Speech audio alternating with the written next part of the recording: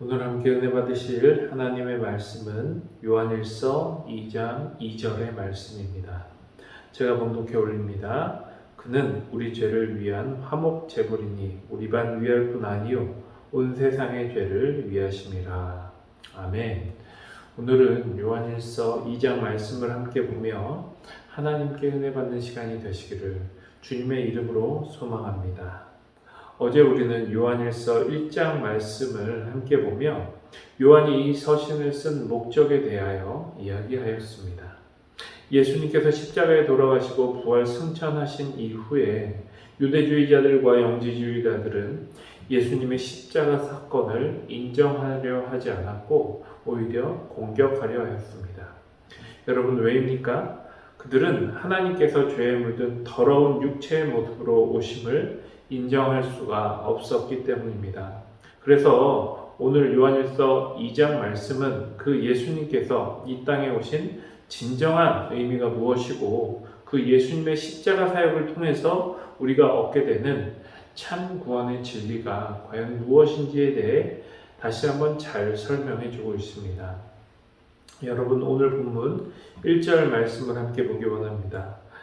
나의 자녀들아, 내가 이것을 너희에게 쓰면 너희로 죄를 범하지 않게 하려 함이라. 만일 누가 죄를 범하여도 아버지 앞에서 우리에게 대언자가 있으니 곧 의로우신 예수 그리스도시라. 아멘. 여러분, 십자가의 사건을 통해서 우리는 어떻게 구원을 받을 수 있습니까? 방금 보신 1절의 말씀처럼 이 십자가의 사건을 통해서 누가 죄를 범하였을지라도 예수님께서 하나님 앞에서 대언자로서 계시기 때문에 우리는 죄 사함을 받을 수가 있고 또 하나님의 자녀로서 하나님의 백성 또한 될 수 있는 것입니다.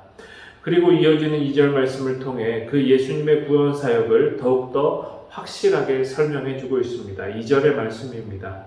그는 우리 죄를 위한 화목제물이니 우리만 위할 뿐 아니요 온 세상의 죄를 위하심이라. 요한은 이 말씀을 통해서요, 예수님의 사역이 영적인 것들만 생각하는 게 아니라 이 세상 속에서의 예수님의 그 직접적인 화목 제물로서의 그 희생을 이야기하고 있습니다. 그리고 그 구원의 대상 또한 특정한 사람과 민족이 아니라 온 세상의 죄를 위하여 이 땅에 오셨음을 분명하게 이야기하고 있다라는 것입니다. 계속해서 오늘 본문 4절 말씀을 우리가 함께 보기 원합니다. 그를 아노라 하고 그 계명을 지키지 아니하는 자는 거짓말하는 자요 진리가 그 속에 있지 아니하되. 여러분, 이게 무슨 말입니까? 이런 구원의 참뜻을 머리로만 이해하려고 하고 영적인 해석으로만 또 나중에 갈 천국의 문제로만 받아들이고 이 세상 속에서는 그냥 예수님의 계명을 지키려 하지 않는 이 육체가 속한 이 땅에서는 아무렇게나 살아도 된다고 미혹하고 있는 영지주의자 같은 자들을 향해 그 안에는 진리가 없으며 그 말은 거짓말을 하고 있음을 분명하게 이렇게 이야기하고 있는 것입니다. 여러분, 그런데 저는 오늘 이 요한 서신을 보면서 저를 한번 뒤돌아보게 되었습니다. 나 또한 이런 진리를 과연 잘 알고 있었을까?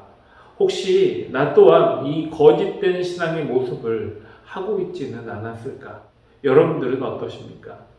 혹시 예수님께서 이미 십자가에서 돌아가셨고 내가 예수님을 믿는다 고백했으니까 이 땅에서는 좀 죄를 짓더라도 구원의 문제는 상관이 없으니까 하면서 세상으로 그래도 나아가려고 한 적은 없으십니까?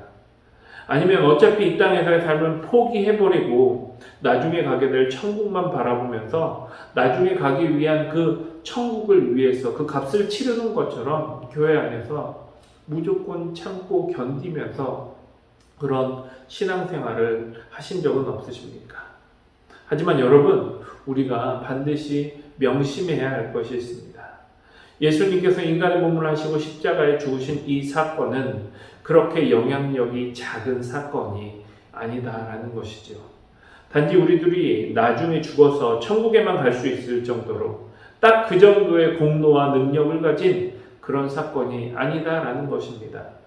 예수님의 죽으심으로 인하여 이스라엘 사람들의 그들의 생각처럼 그들만 구원할 수 있는 것처럼이 아니라 세상 모든 사람들이 믿기만 하면 다 하나님의 자녀가 될 수 있는 은혜와 능력이 있었던 것처럼 이미 이 땅에서 죄에 물든 우리들이기 때문에 그런 이 세상의 우리들을 포기하고 나중에 죽은 다음에 육신을 벗은 다음에 이후에만 회복시킬 수 있는 그런 하나님의 그런 십자가의 능력이 아니라 그 어느 것 하나 포기하지 않고 나중 천국도 천국이지만 지금 내 삶 속에서도 나를 하나님의 은혜 안에 하나님의 자녀로 또 백성으로 변화시킬 수 있는 그 능력, 그것이 바로 십자가의 능력이다라는 것입니다. 그렇다면 우리는 어떻게 그 능력대로 변화될 수 있는 것일까요? 오늘 본문 3절의 말씀입니다. 우리가 그의 계명을 지키면 이로써 우리가 그를 아는 줄로 알 것이요. 그의 계명을 지키면 되는 것입니다. 그런데 여러분, 계명이요? 그러면 율법주의 아닙니까? 그러면 그게 유대인들과 다를 것이 무엇일까요? 이렇게 생각할 수도 있습니다. 하지만 여기서 말하는 그의 계명은 그런 율법적인 계명을 말하고 있는 것이 아닙니다. 율법적인 계명을 말하고 있는 것이 아닙니다. 우리 요한복음 13장 34절 말씀을 보기 원합니다.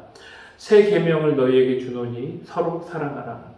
내가 너희를 사랑한 것 같이 너희도 서로 사랑하라. 여러분, 그 계명이 무엇입니까? 바로 사랑하는 것입니다.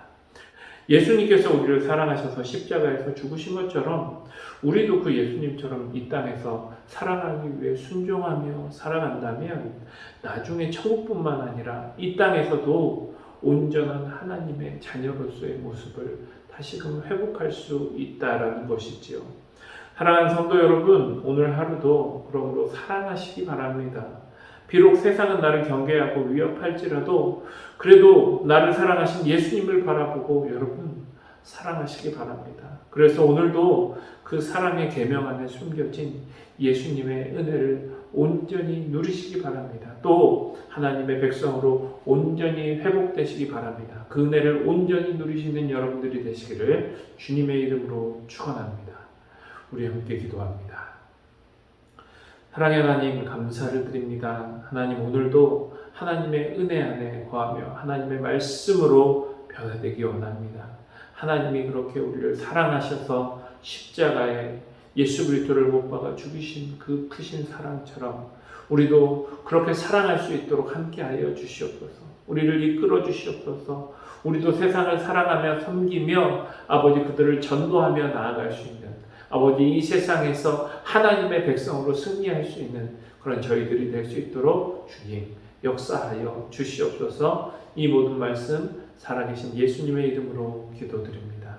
아멘. 우리 함께 기도하겠습니다.